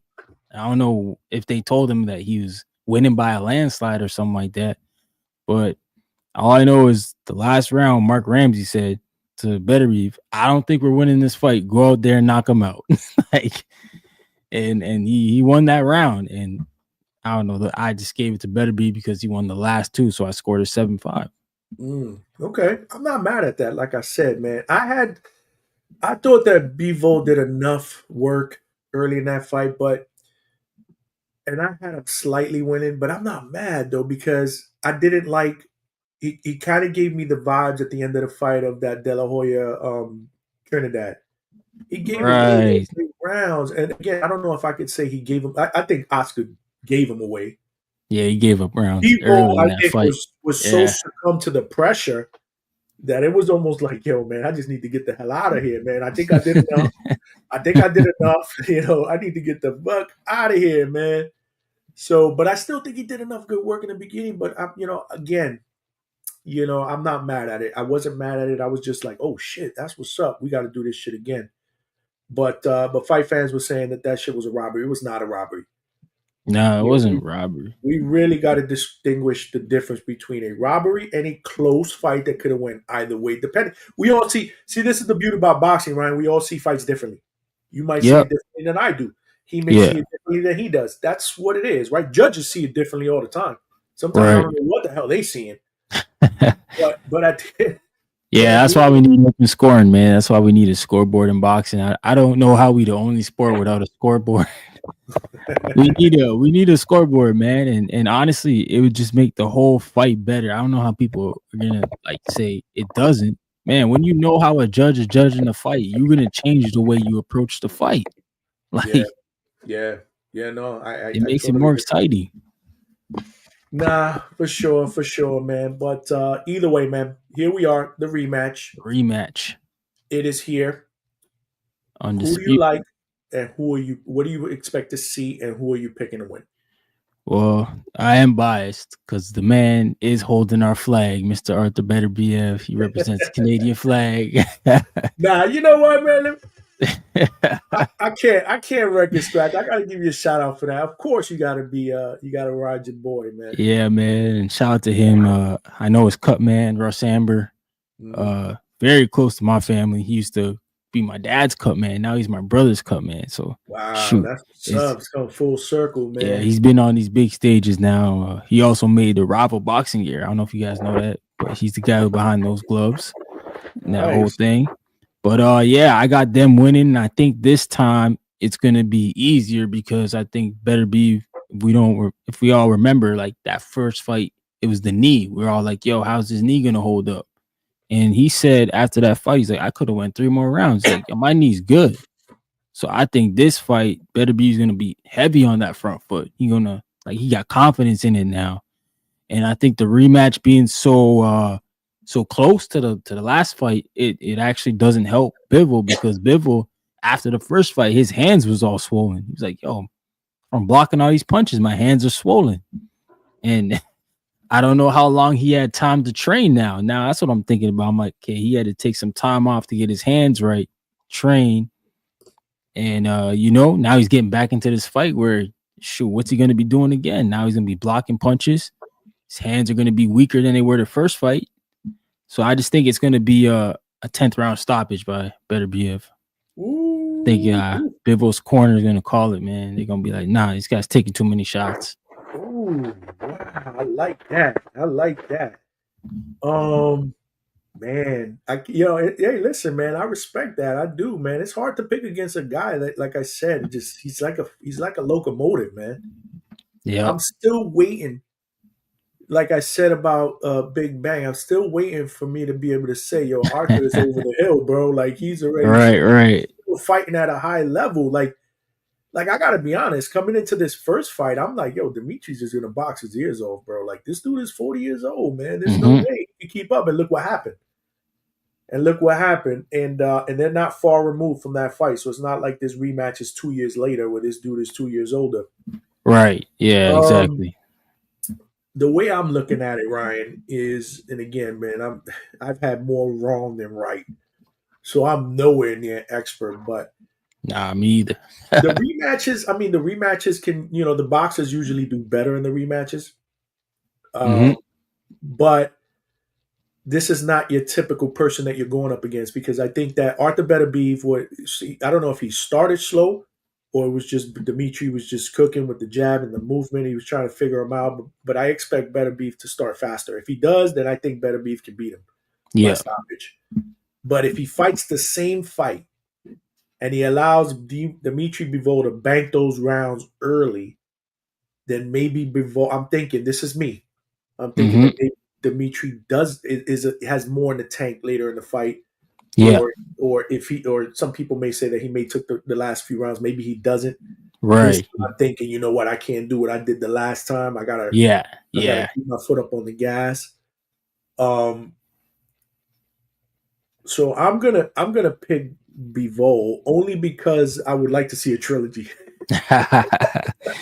Yeah, yeah. I mean, yeah, So for sure. That's a selfish pick, right? Because then we get it again. it's a selfish pick, even though I wouldn't be mad at Beterbiev winning either, because I like Beterbiev, and I also would like to see Beterbiev fight Benavidez. Yeah, Because yeah. He's gonna be there, right? he'll Yeah, be in the Benavidez. building. Yeah, I spoke to Jose Senior. He had him on a couple weeks ago. He said that they were invited to Riyadh. They will have a front row seat, and I would believe that he'd be the mandatory if Beterbiev wins. Now, Jose Senior told me, and he put it on social media earlier today, that it doesn't matter who wins, that David is in line for the winner. But I don't know. If Bivol wins, I think that Turkey's going to want to do that trilogy. That's just me. Nah, that's gonna happen, and the Yeah, WBC is gonna obviously favor that fight because of the money involved. But I mean, yeah, it's politics, man. It is what it is. We in boxing now. We just got to get used to this. David Benavidez, if Bivol wins, you got to wait, bro. yeah. No, and It is listen, what it is. I wouldn't even be mad at that, because I think at that point it deserves a third one, depending on how this one Right, goes, though, right? If it's another close one and Bivol edges it, then yeah, man, you got to get him right back in there. right. 4 months, 5 months later, whatever it is. It'd But probably be a while because Ramadan.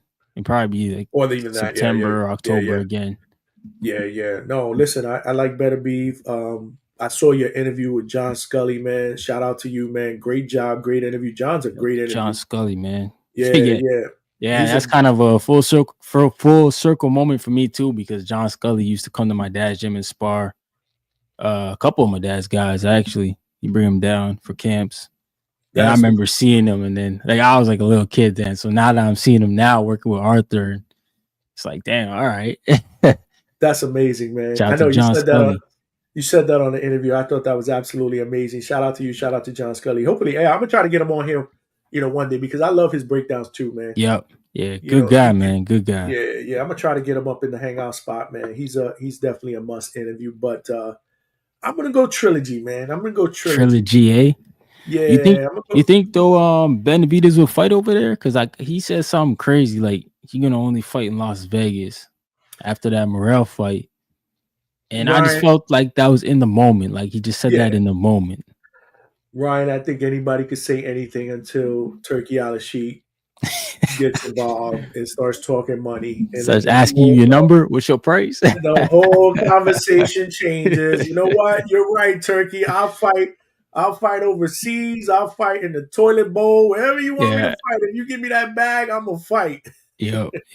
Nah, I Um, agree. I you gotta let agree. that play out. Yeah, I mean, I don't buy all that. Well, I could only fight in Vegas. Nah, get out of here. You Yeah. got to remember, a long time ago, Canelo said he would never fight Bud. I'm not saying Yeah. I it's too mean, small for me. shoot, I'm Canelo's never fighting fighting in Jake Paul. I would never fight Canelo, Jake yeah, Paul. And he's look, that fighting in was almost a Saudi done deal. Arabia. Yeah. Yeah, that was almost a done deal. So you can't listen, man. I learned a long time ago. You know the deal. You've been in boxing your entire life, man. Yeah, these guys. Until it's set in stone, I don't believe any of these guys. Like in the boxing world, bro, people be capping and lying the most, man. Like you don't Oh know what yeah. to believe, bro.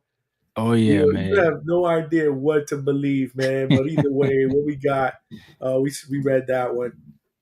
We read that one. All right, Hmm. what we at? What we at? Because that one killed me, bro. Holy my murder. Mo Brains, Bivol admitted in the post fight that he took the last 2 rounds off. In my book, an undisputed champion has to fight all 12 rounds. Yeah, you could say that, Yeah. but I hate when fighters do that. And they say that after the fight. Like, why you Yeah. did it and then now you want to say that? Like, nah, you should have never did it. And if you did do it, then in my opinion, you should just be like, nah, man, you know what? You just a better guy, whatnot. But Right. whatever. Yeah, don't say that. Yeah. Yeah, It don't don't make it say any that. better. Yeah, don't say that. That's just me. You know what I mean? But that was a good fight. Can't wait for the rematch. Yeah. Yeah, the first one was a banger, man. Now I'll take Bivol for the trilogy, heavy Chevy guy. That's what I'm. Hmm. That's what I'm moving for. I mean, I wouldn't mind depending on how this one goes, but I don't see how this one can be any different than the first. I think this one is going to be action. You know, it's going to be action packed, man. It just can't be boring. Like this is not a fight that can be boring. My man Eddie Right. Alvarez is in the building. What's going on, brother? Thank you for joining us, man. Eddie's always rocking out with us here at the Hangout spot. As you can see, Shout I'm out here to with my Eddie. man Brian from Boxing Talk Up North. If you have not smashed that like button, make sure you do that and subscribe. Tell a friend to tell a friend of both channels, the Hangout Spot and Boxing Talk Up North.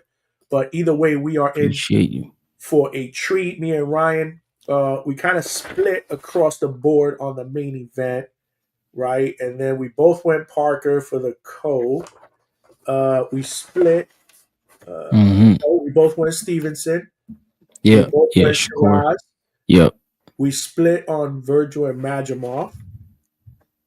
Did we split on Zhang and Kabayel? You went Yeah, I went Kabayel. and I'm I'm going for Zhang.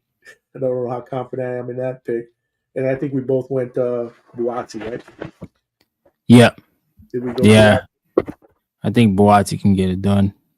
Heavy Chevy guys, this going 12 rounds again. Yeah, unless Beterbiev stops him, I don't see Bivol stopping Beterbiev. Yeah. So that's Yeah. the only way. If Bivol has a shot to win this fight, he's going to have to fight all 12 rounds, something he didn't do the last fight. Beterbiev won a 12-round decision, but Beterbiev can also win by stoppage, by TKO, because he just has that power and that pressure. Right. Not just physical, mental. He's going to walk forward. Both of these guys have tasted each other's power too. Exactly. So Yep. this fight will be even better, in my opinion, because there's no feeling out. Exactly. They know what's going on. Yeah. I Yeah. know what he brings to the table. You know what I'm saying? Like, so I'm Yeah. taking it to him. That's it. This is the way it goes. So when I think about it that way, damn, it doesn't. It's not far fetched that Beterbiev stops him. But I'm gonna stick to my prediction. I'm gonna go trilogy. For some reason, I don't Good know. old trilogy. I'm gonna And like, go the trilogy. first fight, we would have never thought that Beterbiev would have won by decision. Like, you would have No, thought it was Bivol that would no, have took the decision. you're So absolutely right. I said if that I remember predicting it. If this fight goes to the decision, then you definitely Bevo. He's gonna have mhm. to win by stoppage. And look, he did that. So regardless of how people feel about the decision, my man Wax is in the building. What's going on, champ? You always rocking Nah, out with me, bro. box. Thank you for joining us, man. Agreed. Doubt Bivol finishes him. Nah, I don't think Bivol could finish him. I don't think he has. He doesn't have that punching power. It'd be more cumulative. But like, again, when you start committing to shots like that, you're gonna open yourself up for something really big to come in Right. return. And I don't think Bivol wants to fight that fight. He's not really that type of fighter anyway. Nah, he's Like not. he didn't Nah. finish Canelo. Like he could have. Some people could, criticize him. Like he could have stepped on the gas a little bit more. Maybe got a stoppage. I don't know, man. I don't know Canelo's either. never been I rattled. don't know Like, either. But people were saying that, like, "Yo, man, he was cooking Canelo. You know, he should have stepped on the gas." You know, nah, because man. you know how it is, Brian. Though, if you throw like 8, 9 punches or whatever, maybe a referee will step in and get a stoppage. I don't know. I agree with you. I don't think he could have stopped Canelo, but Nah. I people seen criticize him seen because of that. Canelo take Triple G's best shot. Like it was nothing. So Nothing. when I saw that, man, I was like, damn, Canelo might have the best chin in boxing. No, absolutely, man. He's got by far. I think there's. I don't even think it's close. I don't even think it's close, man. I don't think it's close. But yo, man, this was absolutely amazing, bro. I've been trying to get Absolutely, you on man. here. It was worth the wait. Saturday we are all winners. But close us out, brother. Super Like Bowl. where can my viewers find you on social media? Tell them about your lives. You got a brother Yeah, that's in man. boxing right now. Talk to us, bro. Yes, yes, yeah. I go live. Try to go live twice a week. I don't really got a schedule, man. So like, just subscribe, hit the alert button. And when you see me, come on, rock out with the boy. But I usually just try to talk about just my opinions, man. I'm not an expert in boxing. I'm just a boxing head, man. I was born in a boxing gym. I was lucky enough to be in pretty much the golden age of Canadian boxing. It's like I got Lennox Lewis coming to my dad's house, picking up his gym key to go to the gym. So like that's kind of life I was living, man. Like I was just surrounded by boxers that I didn't even know who were top of the top until I got older. So I love reporting on this. My brother Joshua Fraser, he fights out of Toronto right now. He's 12-0 with 9 KOs. He's getting ready, man. We had a pro box call up. We might take that. I don't know if that's gonna still go down, but Say you know, word. the Jake Paul card is coming in there next month. So hopefully we get some more traction up in Toronto. They changed the rules with the athletic commission to make it easier for people to come in, which is good. So we'll see, man. He's a 6'3" southpaw, fights at 154, and he's explosive, man. He's explosive in both hands. He's been up through the ranks with some of you guys as USA's best amateurs. Like he was coming through it when Keyshawn, Troy Isley, Tiger Johnson, he was fighting around the same time those guys are fighting. So he's seeing a lot of the guys who are at the top today, and he's trying to get his name in the mix. So yeah, it's Joshua Fraser. Go check him out, man. Go YouTube him. You'll see some of his highlight knockouts, and hopefully we're in a fights here soon, a live TV fight or something like that. But yeah, the kid's good, man. And I appreciate Johnny, man. Give me this platform, give me the time, brother. The boxing community is a small community. We got to stick together and keep the sport going, man. We got to rise it up. So shout out to everybody in the chat too, and smash the like button. No doubt, brother. You family, bro. You family. Absolutely. Anytime anybody comes to the hangout spot, whether you are a guest, fighter, podcaster, my chat members, y'all family, man. This is how we do it up, man. And none of us are experts. We just give our opinions and we talk amongst each other and we talk about the sport that we love. Mm-hmm. That's what it's all about, man. That's what it's all about. Just good, positive dialogue about the sport that we love, man. I can't get enough of it. Ryan grew up in the sport. Make sure y'all check out Ryan. Make sure y'all check out his brother. I'm glad to hear, that he's gonna start hopefully getting some TV shine. Pro Box is my family, so hopefully he can pull up on one of those cards and I could pull up and meet him. I'd love to one day get him on the show here at the hangout spot so he could chop it up. We'll definitely make something like that happen. But yo, at the end of the day, man, this is how we do it up, man. This is how we do it up. Ryan, I appreciate you coming on. Did you freeze? I think Ryan might have froze. But yeah, man. I mean, listen. At the end of the day, we all win. When we got boxing cards like we got on Saturday, we all win as fans, right? Because that's what we want to see. We complain all the time about the best fighting the best. I think Ryan froze. So if he did freeze, yeah, well, he just sent me a message, man. His PC died. And it wasn't plugged in. Ryan, that's a rookie mistake, bro. My man. We were about to wrap it up anyway. So it's all good. But I just didn't give him a proper goodbye. But we definitely gonna get Ryan back on the show. Like I said, we co-host on occasion on the Boxing Voice panel. So shout out to the Boxing Voice and my brother Nestor Gibbs doing his thing every single day, in the morning, in the evening. If you want to check me out as a co-host, I usually do the evening shows. I can't do the morning shows, but I'm usually there in the evenings. We actually did a live fight chat yesterday for the Pro Box card, and it was lit. This is how we do it up. And I'm loving it. I'm loving this. I love when y'all come out. I love to be able to talk about these fights with y'all, get the chat involved. You know what I mean? We got Liz Rosado in the building. Great co-host today. Yeah, man, Ryan's my dude, man. Ryan is my dude, and he knows boxing. He was born into the sport of boxing. You heard him. And I love the way he breaks down fights. He's a great guy. He's got a great channel. Make sure y'all follow him as well. We are all family in this circuit. But at the end of the day, like I said, man, this Saturday, we all win. We all win. I can't wait for it.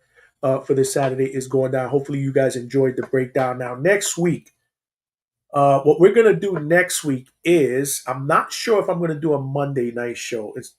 I'm still gonna do a Tuesday night show. In fact, Tuesday night we got a special guest. We got a young prospect, an up and coming prospect. He's 4-0 with one knockout. He's a middleweight prospect. He fights at 154, 160. His name is Ebenezer Stuntman Griffin. Great young talent. He was on the Boxing Voice the other day. He's smart. He's flashy. He can fight. Make sure y'all follow him on IG. He's up and coming. He's about to announce a fight soon. I'm going to have him on the show on Tuesday. We're going to interview him because you know how we do it up here at the Hangout spot, man. We interview them all. It could be a prospect. It could be a veteran. It could be a champion. It could be a trainer, a cut man. We working on a referee. We do it all here at the Hangout spot. So if you have not subscribed, shame on you. And if you have not told another friend to tell a friend, I don't even care. If they got a cell phone and an email address, tell them to subscribe, bro. If we intend to get the bigger names in 2025, we got to make sure we got more passengers on this train. Listen, 2024, we made our mark. 2025, we're looking to take this to the next level. We got to get it done. I can't do it without my followers, without my subscribers, without my chat members. So make sure you guys definitely spread the word, help a brother out. This is how we do it. I love doing this with you guys. The chat was absolutely insane. It was on fire. I appreciate y'all. Even my man Weedy came out, Johnny Gray Show and breakdown of the car ride. Yeah, man. Thank you, man. But again, we couldn't do it without you guys. You guys got involved, man. I love the predictions. I love the insight and the outlook. Wax could get another Berlanga interview before the fight next month. So, Wax, I'm actually working on trying to do a live one with Berlanga. So stay tuned. Like I said, if you guys are not, I've said on prior shows, if you guys are not following me on IG, the handle's up here on the top of the screen. Follow me on IG because that's where I update. That's where I put all my updates on my stories. So if I'm going to have future guests, pictures, notifications on where I'm going to be at, I'm actually looking at trying to hook up with Berlanga Live. He's actually training at the Pro Box facility, not too far away from my house. And I rock with Berlanga. Hopefully I'll be able to get up there before his fight on March 15th. If not, I will be in the building. But I'm working on that, Wax. We are working on that, a.k.a. Chico. All right, brother.